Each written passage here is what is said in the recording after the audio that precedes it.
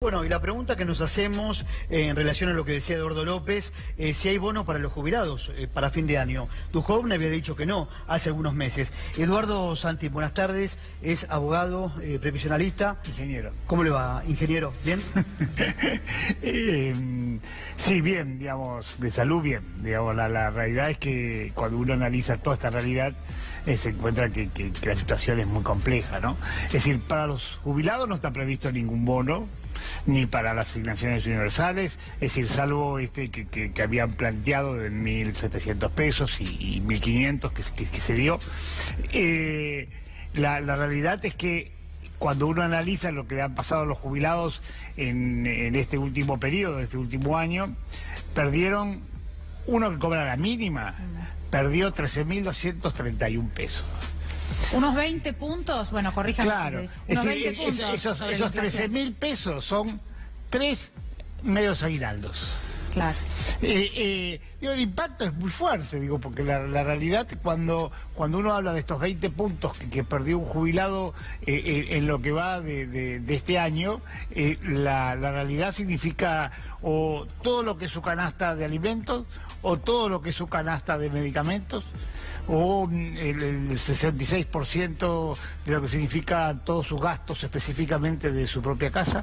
Digo, la realidad es un impacto muy fuerte para un sector que no tiene, digamos, que no se recupera, porque la realidad es que esta fórmula Pichetto que se puso en marcha en la Argentina, es decir, le tira la jubilación para abajo, porque es decir, los salarios suben mucho menos que la inflación. Entonces, con esta relación 70-30, es decir, inflación-salarios, es decir, todos los trimestres le tiran para abajo específicamente su recuperación salarial. Así que están complicados fundamentalmente los jubilados. Y si fuera cuenta de futuros aumentos tampoco sirve. No, pero pasa que todo esto, cuando hacen un bono a cuenta, digamos, o estas cosas, digamos, lo que hacen los bonos es clausurar la apertura de paritarias. Es decir, la realidad, cuando le dan un bono, el nuevo aumento no es sobre lo que uno ganaba más el bono, es sobre lo que uno ganaba antes. Así que esos 4.000, 5.000 o 1.700 o 2.000 pesos que sale sobre el bono, digamos, en la realidad es el pan dulce y la sidra, pero no es específicamente la recuperación del haber, que es lo que deberíamos estar discutiendo, ¿no? Ahora, Eduardo, un gobierno que no se pone colorado. Recordemos en diciembre del año pasado, cuando en todos los programas de televisión el mismo presidente y también Pasa Bilbaso decían que los jubilados le iban a ganar la inflación. Esto no ocurrió. No, claro que no ocurrió. No ocurrió y no va a ocurrir, digamos. Es decir, porque no hay forma, digamos, para que el salario de los jubilados le gane a la inflación, los salarios de los trabajadores activos le debería ganar a la inflación. Y esto sabemos que una de las premisas que tiene este modelo económico es bajar salarios. Es decir, digamos, ese mecanismo, digo, cuando arrancaron con paritaria del 12, después del 15, después del 25, y ahora suspenden paritarias para poner un bono, lo que están planteándose claramente que lo que trabajan es para bajar salarios. Así que, digamos, nunca hay forma que con la fórmula que pusieron en marcha en diciembre del año pasado, es decir, los jubilados puedan recuperar específicamente frente a la inflación, porque esta fórmula que inventó Pichetto, que tan rápidamente el ministro de Economía la aceptó, porque parece como mentira. ¿Ustedes se acuerdan? No sé si se acuerdan la reunión. Estaban en la reunión, el gobierno había planteado una fórmula que tenía que ver con el índice de precios y un porcentaje que tenía que ver cómo se movía el Producto Bruto. Pichetto fue y le dijo, no, hagamos 70 índice de precios, 30 salarios. Salieron 15 minutos y volvieron y dijeron, cerramos, pelito para la vieja. Es porque la realidad fue el planteo así, porque le cerraba fantástico, partiendo de la base de que vamos salarios para abajo. Entonces, es decir, este mecanismo es perverso. Eduardo, ¿podemos explicar brevemente, o qué nos puede decir brevemente respecto de los fallos que se aguardan para los jubilados? Porque hay mucha confusión y en algunos casos cuesta entender, ¿no?, con qué tienen que ver. Porque puntualmente el fallo Blanco, bueno, sobre el caso Blanco tiene que ver con esto, con el índice de actualización. Digamos, la realidad hay dos fallos que están, digamos, en la Corte para salir. Es decir, uno es el de Blanco. Es decir, que esto tiene que ver cómo le actualizan el haber que uno tuvo en los últimos 10 años para jubilarse. Es decir, la realidad es que, como uno se jubila con el promedio de los 10 últimos años trabajados, es decir, hay que traer el salario de hace 10 años a la fecha. Claro. El mecanismo para traerlo, hay dos índices que están en discusión. Uno es el ISBIC y otro es el RIPTE.